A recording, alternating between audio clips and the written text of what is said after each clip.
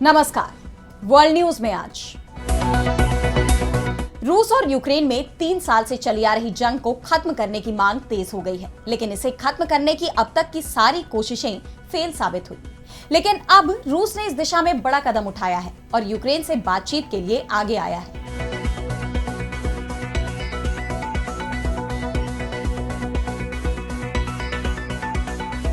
दूसरी बार रूस और यूक्रेन आमने सामने बैठक करने जा रहे हैं, लेकिन इसमें अमेरिका को शामिल नहीं किया गया। इस बीच अमेरिका ने रूस को लेकर बड़ा दावा किया है, जिससे यूरोपीय देशों में हड़कंप मच गया है। अमेरिका ने कहा है कि बड़ी जंग की तैयारी कर रहे हैं पुतिन। इस पर हम करेंगे विस्तार से चर्चा, लेकिन आइए जरा उन खबरों को भी देख लें जिन पर आगे होगी बात। तुर्की के नए तानाशाह बने एर्दोआन, दर्जनों विपक्षी नेताओं को जेल में डाला, अब संविधान बदलने को तैयार। हिंदुस्तान से उलझना पड़ा भारी, बिना पानी फड़फड़ाने लगा पाकिस्तान, चिनाब का पानी रोकने से सेंट्रल पंजाब में हाहाकार। बांग्लादेश के नए नोटों से हटाई गई शेख मुजीबुर रहमान की तस्वीर, यूनुस सरकार का फैसला। इस बीच आम चुनाव को लेकर जमाते इस्लामी ने किया बड़ा ऐलान। और चलते चलते में देखेंगे अंतरिक्ष में वैज्ञानिकों की रहस्यमयी खोज को कौन भेज रहा है रेडियो और एक्सरे सिग्नल। इन सभी खबरों पर हम विस्तार से करेंगे बात, लेकिन पहले एक नजर हेडलाइंस पर। पोलैंड के राष्ट्रपति चुनाव में कंजर्वेटिव करोल नवराकी की जीत, पोलैंड फर्स्ट के एजेंडे पर लड़ा चुनाव। प्रधानमंत्री डोनाल्ड टस्क की सरकार के लिए एक बड़ी चुनौती मानी जा रही ये जीत। अमेरिकी राष्ट्रपति डोनाल्ड ट्रंप ने शेयर किया अटपटा पोस्ट, लिखा 2020 में ही मार दिए गए जो बाइडेन, क्लोन ने ली उनकी जगह। 2.5 लाख से ज्यादा हज यात्रियों को मक्का में नहीं मिली एंट्री, भीड़ को काबू करने और अनाधिकृत यात्रियों को रोकने के लिए उठाया गया कदम। 4 जून से शुरू होगी हज यात्रा 2025। गजा में हमास का इजरायली सेना पर बड़ा आरोप, राहत सामग्री लेने आए लोगों पर हमले में 31 की मौत, इजरायल ने किया इनकार। तो रूस और यूक्रेन के बीच स्थायी युद्ध विराम की मांग जोर पकड़ रही है। ऐसे में रूस की तरफ से यूक्रेन को शांति वार्ता के लिए दोबारा बुलाया गया। इस बार भी ये वार्ता तुर्की में रखी गई है। रूस और यूक्रेन के प्रतिनिधि इस्तांबुल में वार्ता के लिए पहुंच चुके हैं। इस बैठक में यूक्रेन की तरफ से रक्षा मंत्री रुस्तम उमरोव शामिल होंगे, जबकि रूसी प्रतिनिधिमंडल का नेतृत्व राष्ट्रपति के सहयोगी व्लादिमीर मेडिंस्की कर रहे हैं। लेकिन मौजूदा हालात को देखते हुए दोनों पक्ष अभी भी इस युद्ध को खत्म करने के तरीके पर बहुत दूर नजर आ रहे हैं और ये लड़ाई बढ़ती ही जा रही है। रूस के इस प्रस्ताव को यूक्रेन ने लंबे वक्त तक लटकाए रखा और अंतिम समय में प्रतिनिधिमंडल भेजने की घोषणा की। खास बात यह भी है कि इस बार इस वार्ता में अमेरिका को शामिल नहीं किया गया। उससे भनक लगे बिना ही रूस ने यूक्रेन को प्रस्ताव भेज दिया, जबकि अमेरिकी राष्ट्रपति डोनाल्ड ट्रंप लंबे वक्त से इस युद्ध को रुकवाने की कोशिश कर रहे हैं। ट्रंप रूस और यूक्रेन दोनों को ही चेतावनी भी दे चुके हैं, लेकिन इस वार्ता से जब अमेरिका को दूर रखा गया तो अमेरिका की तरफ से भी बड़ा बयान सामने आया है। अमेरिका ने रूसी राष्ट्रपति व्लादिमीर पुतिन पर गंभीर आरोप लगाए हैं। अमेरिकी सीनेटर लिंडसे ग्राहम और रिचर्ड ब्लूमेंथल ने चेतावनी दी है कि पुतिन शांति वार्ता की आड़ में यूक्रेन पर बड़ा सैन्य हमला करने की तैयारी कर रहे हैं। उन्होंने कहा कि रूस गंभीर प्रस्ताव नहीं दे रहा, बल्कि समय खींच रहा है। वहीं द मॉस्को टाइम्स की रिपोर्ट के मुताबिक रूस ने सीमा की दूसरी तरफ 50,000 से ज्यादा सैनिकों की तैनाती कर दी है। ऐसे में अमेरिका का यह दावा काफी मजबूत नजर आ रहा है। लेकिन दिलचस्प बात यह है कि यह चेतावनी उस वक्त आई है जब अमेरिकी राष्ट्रपति डोनाल्ड ट्रंप अभी तक रूस पर भारी प्रतिबंधों वाले बिल पर कोई भी स्पष्ट रुख नहीं ले पाए हैं। ऐसे में ट्रंप की चुप्पी और सीनेट की सक्रियता बड़े सवाल खड़े कर रही है। इस बीच यूक्रेन ने रूस पर अब तक का सबसे बड़ा हमला किया है। यूक्रेन ने ऑपरेशन स्पाइडर वेब के तहत रूसी एयरबेस को निशाना बनाते हुए उसके 41 विमान तबाह कर दिए। रूसी रक्षा मंत्रालय ने भी पुष्टि की कि यूक्रेन के ड्रोन हमलों में देश भर के 5 सैन्य एयरबेस को निशाना बनाया गया, जिससे कई विमानों को नुकसान पहुंचा है। हालांकि कितने विमान क्षतिग्रस्त हुए हैं, इसका सटीक आंकड़ा नहीं बताया गया। इस हमले की व्यापकता और रूस को हुए नुकसान को देखते हुए इसकी तुलना 1941 के पर्ल हार्बर अटैक से की जा रही है।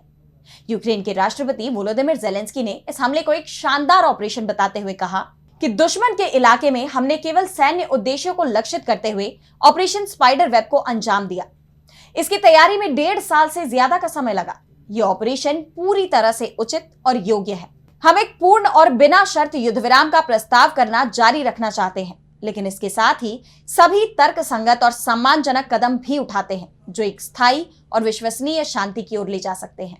इन हालात में रूस और यूक्रेन की इस वार्ता पर सबकी नजरें हैं कि क्या अब ये जंग रुकेगी। फिलहाल तो इसके आसार नजर नहीं आ रहे। और अब बढ़ते हैं अगली खबर की तरफ, जहां हम बात करेंगे तुर्की के नए तानाशाह की। तो तुर्की में राजनीतिक उथल पुथल बढ़ गई है। राष्ट्रपति रेसेप तैयप एर्दोआन विपक्ष को खत्म करने पर तुले हुए हैं। अब उन्हें तुर्की के नए तानाशाह के रूप में देखा जा रहा है। तुर्की की सरकारी मीडिया की एक रिपोर्ट के मुताबिक एर्दोआन के इशारे पर तुर्की के अधिकारियों ने इस्तांबुल में विपक्षी पार्टी के कई सदस्यों को हिरासत में ले लिया है। इसके लिए विपक्ष द्वारा संचालित नगरपालिकाओं पर जबरदस्त छापेमारी की गई। हालांकि बताया जा रहा है कि सरकार की ये कार्रवाई विपक्ष और जेल में बंद मेयर के खिलाफ कानूनी कार्रवाई का हिस्सा है, लेकिन इसे विपक्ष के खिलाफ बदले की कार्रवाई के तौर पर देखा जा रहा है। दरअसल तुर्की में बीते कुछ वक्त से विपक्ष के नेताओं के खिलाफ लगातार एक्शन हो रहा है। इससे पहले मार्च में इस्तांबुल के मेयर एक्रम इमामोग्लू को भ्रष्टाचार और एक आतंकवादी समूह की मदद करने के आरोप में जेल में डाल दिया गया था। वो राष्ट्रपति एर्दोआन के मुख्य राजनीतिक प्रतिद्वंद्वी माने जाते हैं और कुछ चुनावों में उनसे आगे भी हैं। ऐसे में उनके खिलाफ इस कार्रवाई पर काफी बवाल मचा। बड़े पैमाने पर विरोध प्रदर्शन हुए, आर्थिक उथल पुथल और न्यायपालिका पर सरकार के प्रभाव और लोकतंत्र विरोधी कार्रवाई के व्यापक आरोप लगे।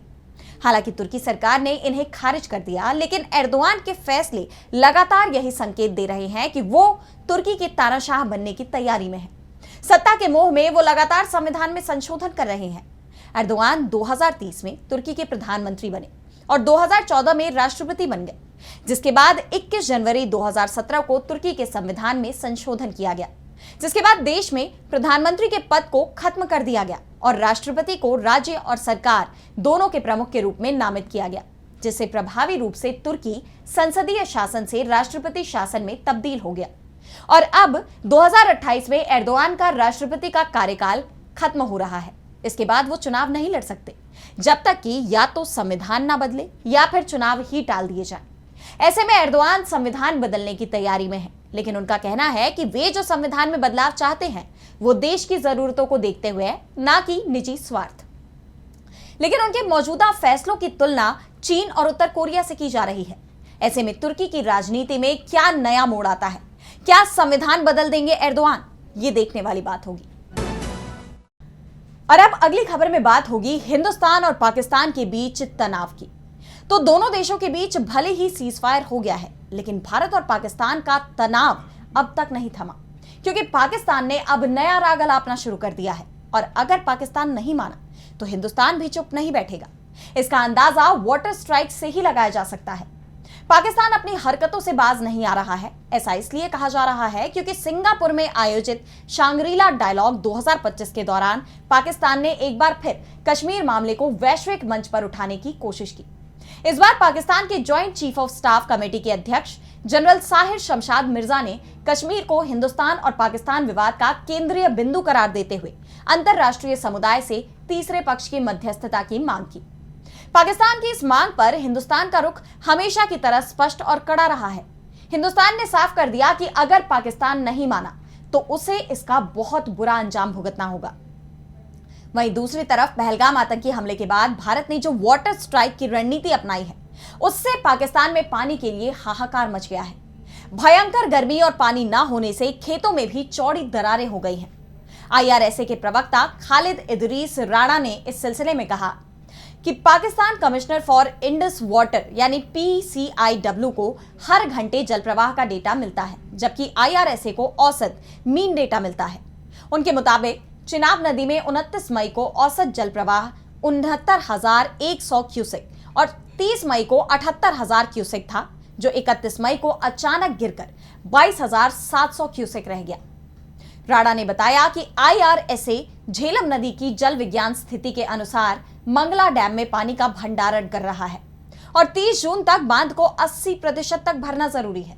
इसके साथ ही IRSA ने हिंदुस्तान से सिंधु जल संधि के तहत जल साझा करने की प्रतिबद्धताओं का पालन करने की अपील की है, क्योंकि जल प्रवाह में कमी रहने से चावल के साथ साथ कपास, मक्का और गन्ने जैसी अन्य खरीफ फसलों पर काफी गहरा असर पड़ेगा, जो पाकिस्तान की अर्थव्यवस्था के लिए बेहद जरूरी है। ऐसे में अब सवाल यह है कि क्या पाकिस्तान अपनी आतंकवादी नीतियों पर लगाम लगाएगा या फिर और बड़ी आपदा के लिए तैयार रहेगा। बहरहाल ये तो देखने वाली बात होगी। और अब अगली खबर में बात होगी बांग्लादेश की। तो बांग्लादेश में हाल ही में नए बैंक नोट जारी किए गए हैं और इस बार इन नोटों पर देश के संस्थापक और पूर्व प्रधानमंत्री शेख मुजीबुर रहमान की तस्वीर नहीं होगी। शेख मुजीबुर, जो पूर्व पीएम शेख हसीना के पिता भी हैं, पहले वे सभी बांग्लादेशी नोटों पर नजर आते थे, लेकिन शेख हसीना के सत्ता से हटने और देश में चले राजनीतिक उथल-पुथल के बाद बांग्लादेश बैंक ने फैसला किया कि अब नोटों को बदला जाएगा। बांग्लादेश बैंक के प्रवक्ता आरिफ हुसैन खान ने बताया कि नए नोटों में अब किसी भी शख्स की तस्वीर नहीं होगी। इसके बजाय इनमें बांग्लादेश के प्राकृतिक नजारे और ऐतिहासिक स्थल दिखाए जाएंगे, जैसे हिंदू और बौद्ध मंदिरों की तस्वीरें, मशहूर बंगाली चित्रकार जैनुल आबेदीन की पेंटिंग्स और 1971 के मुक्ति संग्राम में शहीद हुए लोगों की याद में बना राष्ट्रीय शहीद स्मारक शामिल होगा। अभी 3 अलग अलग मूल्य वर्ग के नोट जारी किए गए हैं और बाकी नोट धीरे धीरे मार्केट में आएंगे। ये नोट पहले केंद्रीय बैंक के हेडक्वार्टर से और फिर देश भर के बाकी ऑफिसों से बांटे जाएंगे। आपको बता दें कि ये कोई पहली बार नहीं है जब बांग्लादेश ने अपनी मुद्रा में बदलाव किया हो। 1972 में जब देश पाकिस्तान से आजाद हुआ तब भी नए नोट लाए गए थे, जिनमें देश का नक्शा छपा था और बाद में शेख मुजीबुर की तस्वीर वाले नोट आए, जबकि बांग्लादेश नेशनलिस्ट पार्टी जैसे दूसरे दलों के समय में ऐतिहासिक और पुरातात्विक स्थलों को नोटों पर जगह दी गई। इधर बांग्लादेश में सियासी हलचल भी तेज है। हाल ही में सुप्रीम कोर्ट ने जमाते इस्लामी पर लगा बैन हटा दिया, जिसे शेख हसीना की सरकार ने देश विरोधी गतिविधियों के आरोप में लगाया था। इस फैसले के बाद जमाते इस्लामी अब अगले आम चुनाव में हिस्सा ले सकेगी। इस संगठन को अवामी लीग का सबसे बड़ा विरोधी माना जाता है, जो शेख मुजीबुर रहमान के खिलाफ सबसे ज्यादा मुखर रहा। बैन हटने से जमात के नेताओं की गिरफ्तारी का डर खत्म हो गया है और जेल में बंद उनके नेताओं की रिहाई का रास्ता भी साफ हो गया है। वहीं अवामी लीग की मुश्किलें बढ़ गई हैं। पार्टी पर बैन के साथ साथ उनकी वेबसाइट और सभी डिजिटल प्लेटफॉर्म्स को भी बांग्लादेश में बंद कर दिया गया।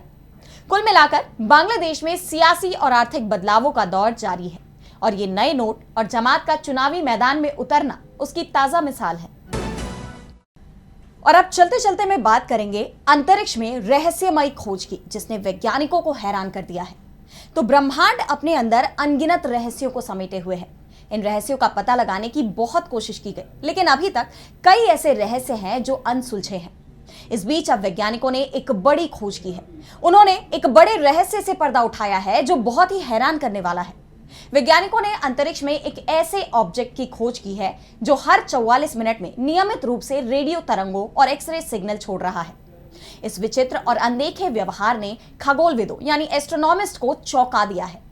इस ऑब्जेक्ट को ASKAP J18320911 नाम दिया गया है और इसे सबसे पहले ऑस्ट्रेलिया के स्क्वायर किलोमीटर अरे पाथफाइंडर यानी एस्कैप रेडियो टेलीस्कोप ने पकड़ा। बाद में इसे अमेरिका की स्पेस एजेंसी नासा के चंद्रा एक्सरे ऑब्जर्वेटरी ने भी कंफर्म किया। ऑस्ट्रेलिया की कर्टिन यूनिवर्सिटी के प्रमुख रिसर्चर एंडी वांग ने इसे लेकर बताया कि यह किसी भी ज्ञात खगोलीय पिंड जैसा नहीं है, बल्कि ये हर 44 मिनट में 2 मिनट की तीव्र ऊर्जा तरंगे भेजता है जो किसी भी मौजूदा खगोलीय मॉडल से मेल नहीं खाता। हालांकि शोध दल अभी इसी तरह के और भी ऑब्जेक्ट्स खोजने की तैयारी में है, ताकि इस रहस्यमय व्यवहार के पीछे की असली वजह को समझा जा सके। ये खोज ऐसे वक्त पर सामने आई है जब हाल ही में वैज्ञानिकों ने एक एक्सोप्लैनेट पर जीवन के संकेत मिलने की संभावना जताई थी और लगातार हो रही ये खोजें ब्रह्मांड के रहस्यों को और गहरा कर रही हैं, जिसे जानने में लोग काफी दिलचस्पी ले रहे हैं। तो आज इस वर्ल्ड बुलेटिन में इतना ही। देश दुनिया की तमाम बड़ी खबरों के लिए बने रहिए डीबी लाइव के साथ और मुझे दीजिए इजाजत। नमस्कार।